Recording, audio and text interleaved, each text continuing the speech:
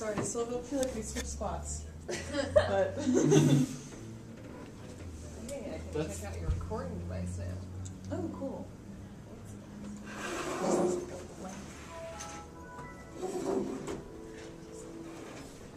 That's my grandma.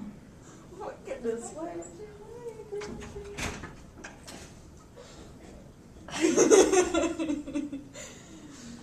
Yeah, you can, Probably she's my got age. the purple sports car and the white hair, so she's really easy to spot. I've been working on the white hair, but the beard Yeah. came naturally, but Yeah. the rest of it, I haven't been scared enough by, I guess.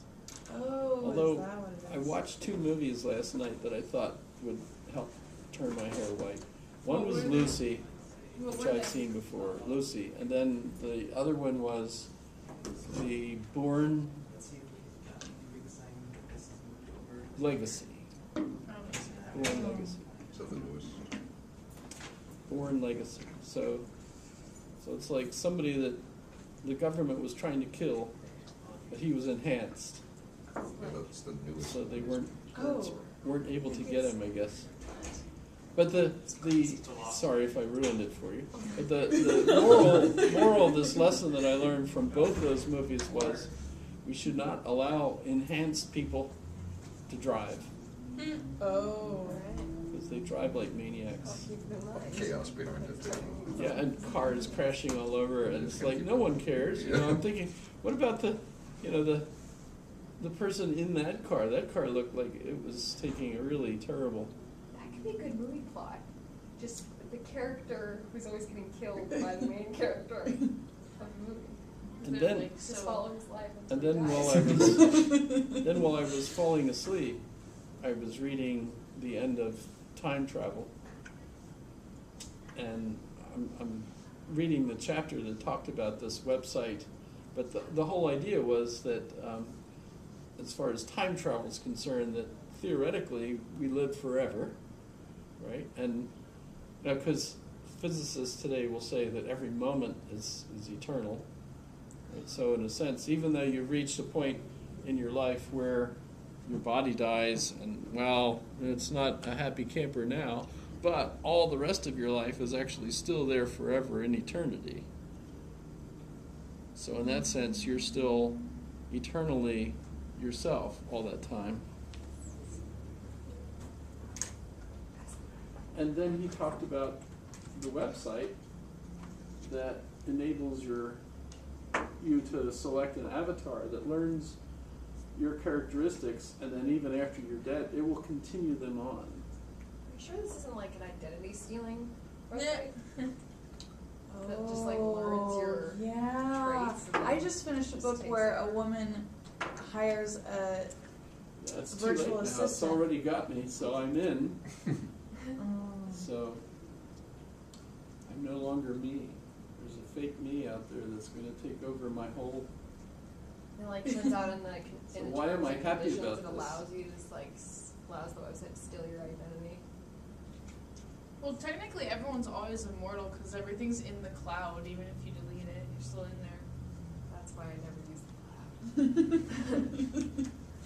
When they switched UAA's email system to Gmail, that happened. They didn't even ask us. Do you?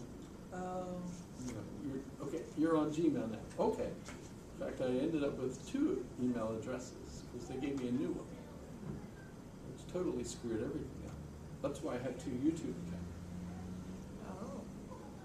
Because the new one, every time I go to upload a video, it's a different YouTube account than the old one. And it's confusing because you can also still access like the OneDrive products with your university email. So you can still use Microsoft. Because like I've been saving my stuff on OneDrive, a lot of it. And it still works. I mean, they still have some type of deal with Microsoft. However, so back to Wordy, where we left off. Sorry for the interruption and everything. But, boy, this is pretty pragmatic. We've got a whole nother room. Let's just move in.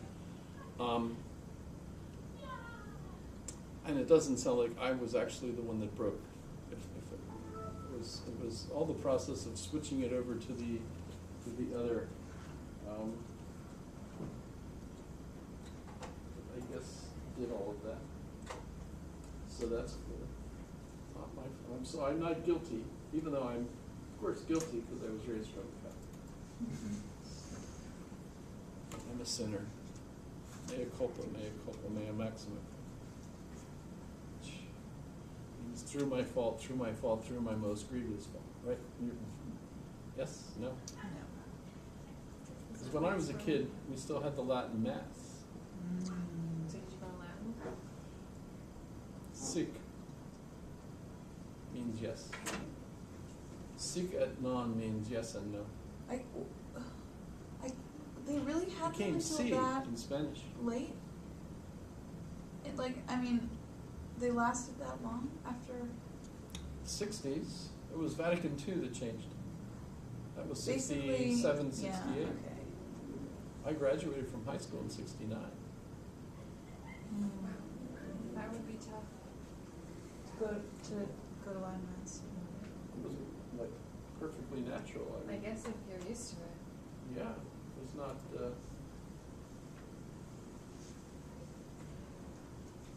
Obviously, I've taught in this room too. If you remember about that. But so, I'll show you this. ETERN 9. It sounds like a really sketchy website.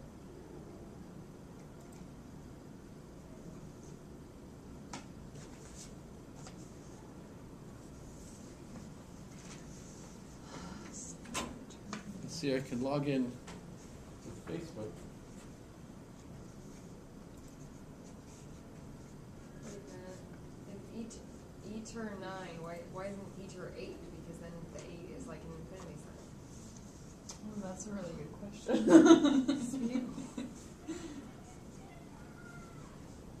But what I should have done is clicked on, so right now I'm both human and virtual. So the virtual is posting for you?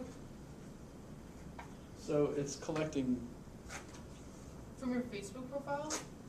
Creepy. But it doesn't post on your Facebook profile. I don't know yet. I'm telling you, this thing is gonna steal your identity. This is creepy. Always say if people want to steal my credit, go ahead. I mean, that'll be pretty entertaining if it does, to see what it chooses to post. I would be very And then you have to fascinated. wonder, would I have done that? Start Oh, it cycling woke over. me out. Let me see. Okay. Your internal demon. Okay.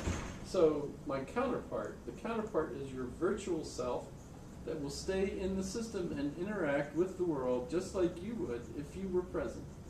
Your counterpart will learn more with each action you take. The more you interact in the new social network, the more your counterpart will learn. I'm thinking it's only going to learn from me when I interact on this side Right. and Mhm. share it continuously with others on this side. Are you Cyber responsible for control. what your counterpart posts? What if your counterpart makes a threat to someone? Yeah. Well, I would Serious never trouble. do that, so that therefore, if it learns from me how to behave, Properly. it should never do that. Unless it says it knows you better than you, or that you really would. So I could be arrested for what my counterpart says about Trump. This could be the new problem for the FBI. How do you tell? You, the counterpart. It wasn't me, it was my counterpart. You're gonna have to have an alibi for the fact that you weren't on the internet at the time your It'll, counterpart it'll, posted. it'll be like Martin Luther says, kill them all and let the FBI sort them out. That's a direct quote, isn't it? He said God, but at the time, in the end of the Middle Ages, Germany, Gott, G-O-T-T, stood for the Gosudorstvenny Ochesva, the state security apparatus. No, I'm just kidding. So let me go seriously now.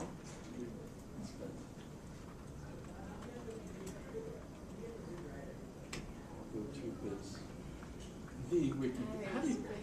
How the ultimate in laziness, isn't it? Have you had any other teacher actually just routinely go to Wikipedia as their source of? It's good for general information. I love that. That's where We're just covering like the basics I really think in the professors an probably do hour. more than they We don't even have an say hour to. actually, thanks to all our shenanigans. Right? McKay, wow, I didn't know that. Richard McKay Gordon, American philosopher, educated at the University of Chicago and Yale. I mentioned Yale. He had a strong interest and training in both history, the history of philosophy and contemporary analytic philosophy. Yes, so he was under the influence of the analytic tradition, which I was too. Remember, I mentioned Quine. Quine was one I actually saw in person. He mentions Quine also. He's kind of famous for single-handedly bringing John Dewey back as a significant philosopher. A lot of people didn't think of Dewey as such a significant philosopher. Of course, as an educator, he certainly was significant, had a big impact on the change in education and so on. But a lot of analytic philosophers weren't looking at Dewey because Dewey didn't do language analysis in that sense. And that was where it was at. In fact, at the time that I was studying, there was really an awful lot of folks who were doing language analysis, and then the other folks were doing history of philosophy. Like there was no group that were actively trying to use philosophy associated with getting the big picture. In the United States, it was kind of like you were either doing language analysis, which was boring, like my one philosophy of language class where we spent the whole semester trying to analyze all the words good could be used in regular conversation. And just basically, trying to figure out, well, that's a good answer. That's, good idea. That's, to try to analyze all the possible uses of the word good. And when the class was over, I thought, good. Carl Ziff was the book you read. So, and by the way, I wasn't the only one that thought that was boring. There were other, when I came here and I started teaching here, one of my colleagues thought, boy, that was if all the philosophy was like that, he would have not had been a philosophy major and wanted to teach philosophy. It's the exciting stuff about meaning of life and everything. That's where philosophy was at. But as Rorty points out, a lot of those questions were misleading as a result of language game conflicts that led to us having this, do universals exist? Or what about unicorns? We know exactly what a unicorn is. Doesn't that mean there have to be unicorns? That's like a confusion that sets in because you've got these different things you can do with language, and you think, well, so the unicorn is a noun. What he says in Philosophy of the Mirror of Nature is that Plato basically was confused between the concept of nouns and adjectives. So a noun is that blue bag. The adjective blue, wow, isn't that like a noun? No, Plato, it's not. But Plato acted like it was. And so blueness exists. And that ended up with over 1,000 years of confusion over blueness. Where's blueness at? Now we don't have that problem because it's an adjective. You're treating an adjective like a noun, and it's worse, of course, today, thanks to Quine pointing out that objects, from a physicist's point of view, don't really exist either. So even nouns aren't really persistent objects, because from a quantum physics point of view, no, the particles are in and out of existence, so there's actually a complex arrangement of energy, which is going in and out of existence. So strictly speaking, we don't have stuff anymore. Whoa, that's kind of confusing too. Could eventually turn out to be, scientists turn around and tell us, well, the reason for all this philosophical confusion is because you just didn't realize the way things really were. Eventually, you guys, when you go for your postdoc, you'll probably be studying the nature of biology at the level at which we didn't even know it existed, and discovered cures for philosophy.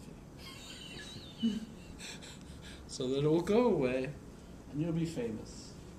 Can I have some money? No. My plan is that Emma will get famous and then I'll write her biography. Oh, that's pretty smart. I think it's pretty smart. You realize there will now no longer be an end chapter. Because once Emma's on Eternal, Emma's not gonna go on that website. Emma's scared of that website. you will be. Well, there's also this one, right?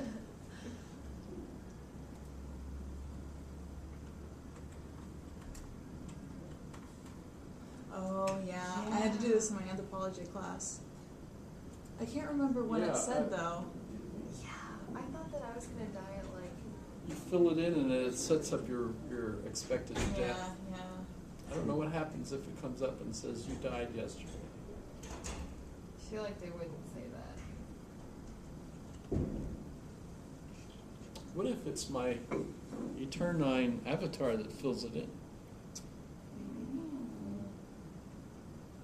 Oh yeah, I saw that. Death clock.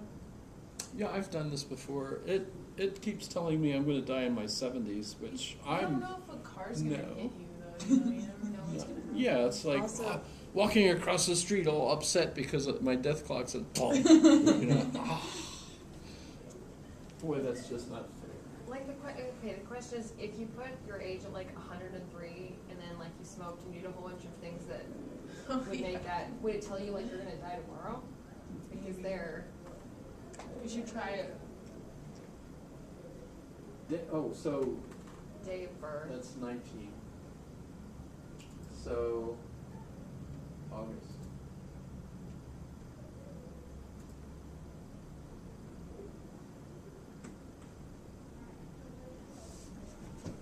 Mode normal. BMI is actually 28. Non-smoker. So I'll live till 2024. Well, that's crap.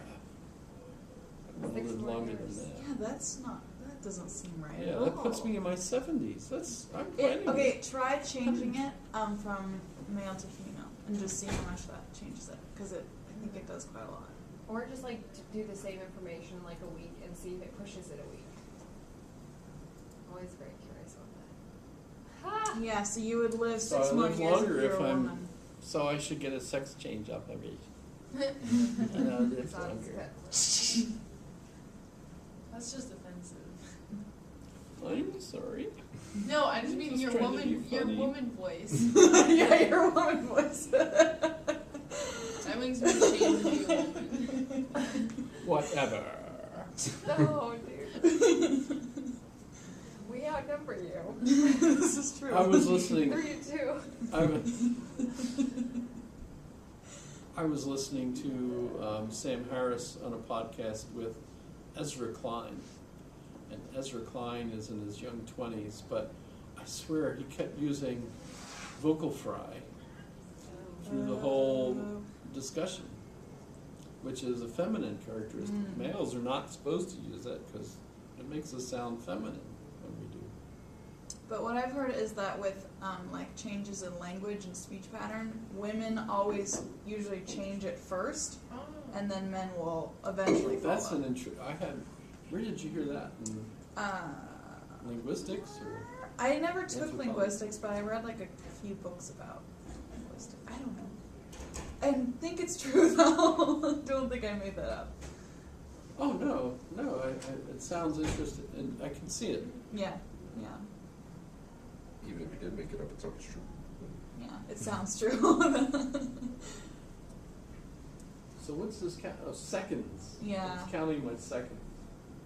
It says I'm gonna die October 20th, 2078. Oh no. How old was I? What if I'm I 79. You'd only be 79. Dang it, I want to live to 101. So then I can live the centuries. Yeah. I wonder if I can make it so that I'm dead already. Yeah. Yeah. No, back to 24. What if I'm... Oh, How about year of birth? Like That's just to calculate your BMI. 1940. oh, well, that's wrong. 60. Like, my grandma's born in 32. Let's do. Oh no. Or do I? Just put it like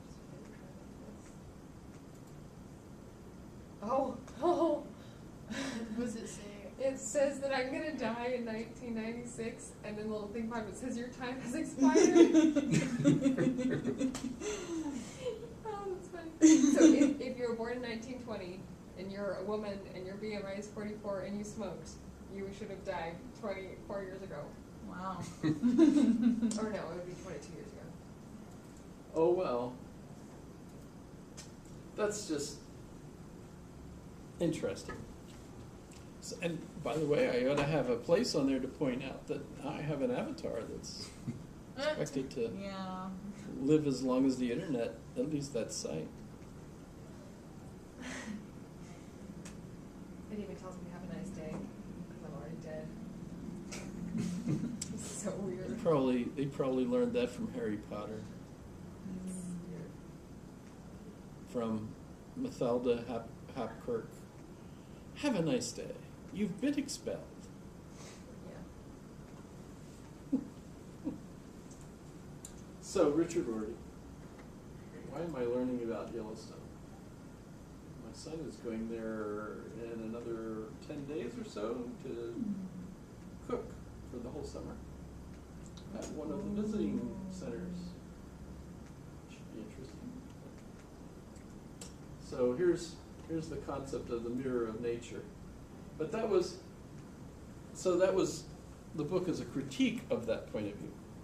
That's not really how knowledge works. That's what confused an awful lot of people about knowledge. But as a pragmatist, you're not a relativist, although a lot of people will feel like, well, wait a minute, to some extent it is relativism, because a pragmatist says you have to look at the particular context. But the trouble is, within that context, you have rules. So, like, if I'm talking about tax tables, the Senate could change the way the tax tables works. They have, actually. But at the moment, if I'm filing my taxes, the IRS will use the current tax tables, which is what I should use. So there's actually a true response over what the tax tables are. Next year, that's going to be different, because the tax tables changed. And instead of, I think, $6,000 per person, the amount that you won't be paying taxes on will be $12,000 per person. So we should be saving roughly $200 a month of the average income, or something like that. Right? That's so yes, the tax tables will change. So is that relativism? Yes. Does that mean that there's no truth? No. Is that such a complex way of looking at truth? That truth changes according to context? No. That's an advantage to recognizing that that's actually how things have always worked. It doesn't mean you're a relativist and you don't believe in truth. So I think I might have mentioned Lawler's book, Postmodernism.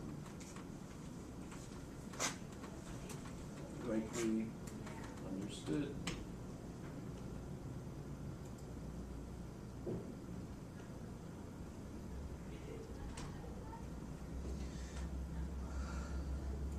I think I mentioned this already once.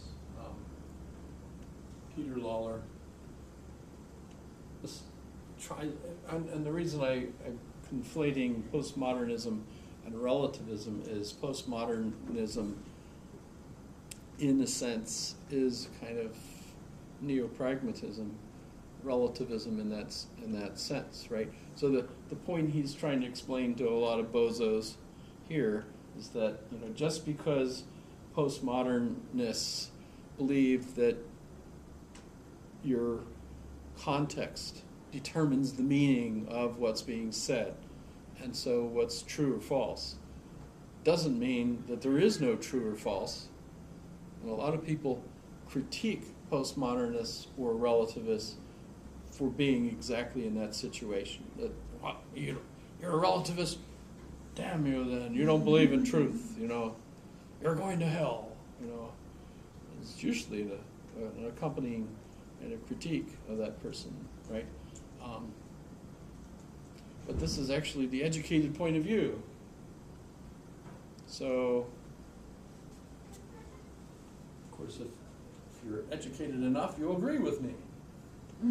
As we get, thanks to Ford. So, that's, I've been harping on Philosophy in the Mirror of Nature, but actually a really great book is Contingency, Irony, and Solidarity. Much smaller book, but beautifully written. And what I would argue is that as his career progressed, his writing got better and better and better. Achieving Our Country, absolutely wonderful book to read. And no, there's no communism kind of input there, so you could read that without. It's definitely liberal, and a kind of a principle that he sets is like the most significant one that's kind of universal, is that harming other people is the worst thing we do. You know, so it's kind of a. So in that sense, these are excellent. Very good on analyzing literature as well. So, like Contingency, Irony, and Solidarity has a lot to say about various books that were very popular at the time that he wrote that. These other books, like Objectivity, Relativism, and Truth, Essays on Heidegger, and others, these are in a series of his collected papers, Volume 1, Volume 2, I think there's a Volume 3, and those are much more academically written. So, you know, if you're looking for a book that's like a nice, fun, casual kind of read, look at Contingency, Irony, Solidarity, or Achieving Our Country. Those are the smaller.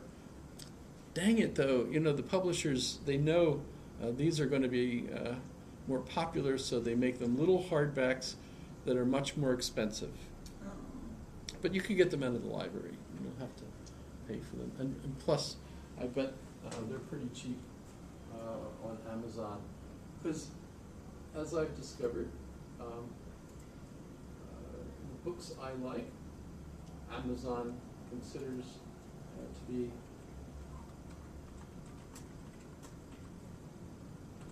incredibly cheap.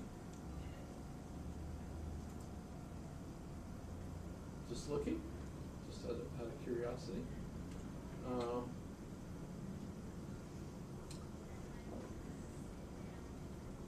Wow, actually that's actually still pretty expensive. Yeah. Even for, I would have expected at least some of them to be only a penny. How about? So that's kind of interesting. So let me let him speak for himself again.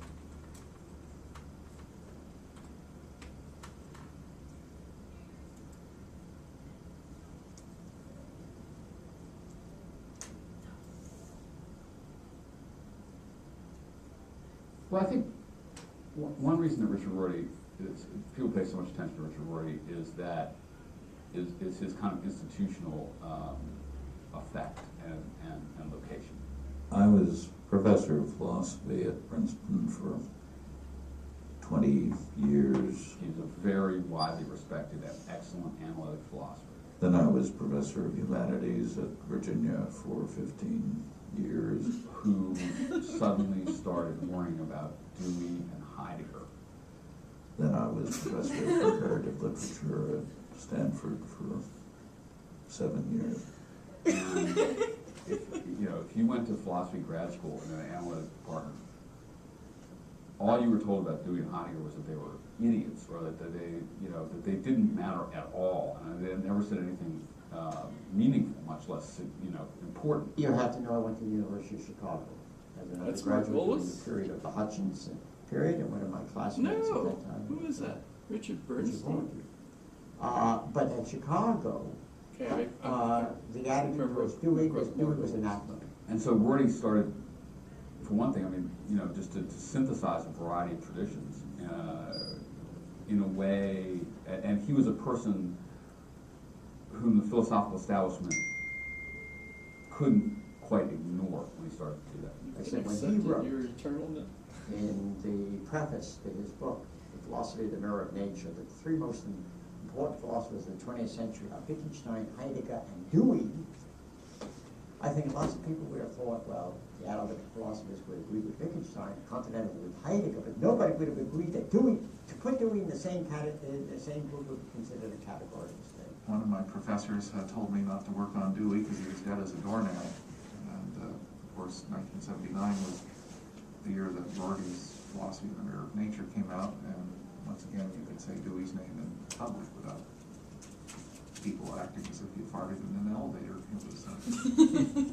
It was quite a change. Both Kuhn's Structure of Scientific Revolutions and my book, Philosophy and the Mirror of Nature, were critical of a certain range of received opinion within the philosophical profession. I mean, I think that if there's a single story that that stands out to my mind as interesting and telling, it's that Philosophy and the Mirror of Nature did get published. Yeah, I mean, this book, which precipitated the revival in certain respects, especially for figures outside of philosophy, went out for peer review, and in its initial response, there were two reviewers, and one of them was effusively supportive of the publication. The other one, who the editor of the press had thought initially was going to be very supportive of it, concluded that the book was sloppily written, would be of interest only to analysts, and ended with the prediction that almost no one outside philosophy would have any interest in the book. We typically had more appreciative readers outside of philosophy departments than within philosophy departments, because the people outside of philosophy who had objections to what was going on, or had objections to the prevailing currents of thought within philosophy departments, saw Kuhn and I as providing support for those suspicions and criticisms. Rorty actually did a great service by publishing that book. It was a shock because he was regarded as one of the high priests of the analytic movement at the time. Our textbook on analytic philosophy was the one he'd edited, so it was quite a shock. It's like somebody throwing open a whole bunch of windows in a very stuffy building.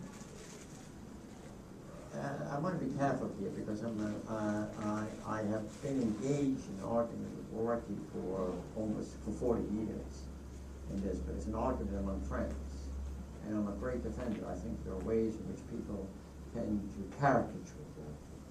I think what's at the heart of Rorty is that he's a great. Had you ever heard of Richard Rorty before I put him on the survey? Wit and empathy, and people frequently don't see that. They think he's flippant and indifferent and insensitive. I think that's a complete mistake about what Of course, would that be the case, say, in physics and chemistry? Very serious. I mean, that would be So the question case is with Rorty a big names moralist in all of or those an fields. idealist? Yeah, probably. You'd have to be in those fields. Well, certainly in some of his popular writing, he's very clearly a moralist. very clearly in terms of what we liberals do. He's staking out some moral territory. He writes widely. He writes for more than philosophers. He writes in ways that are intended to affect and represent culture in the U.S. At the same time, he is a person who does think that there have been exaggerated claims made about the names of philosophy, and he's a great debunker. Oh, there's I'm well, attracted to Rorty's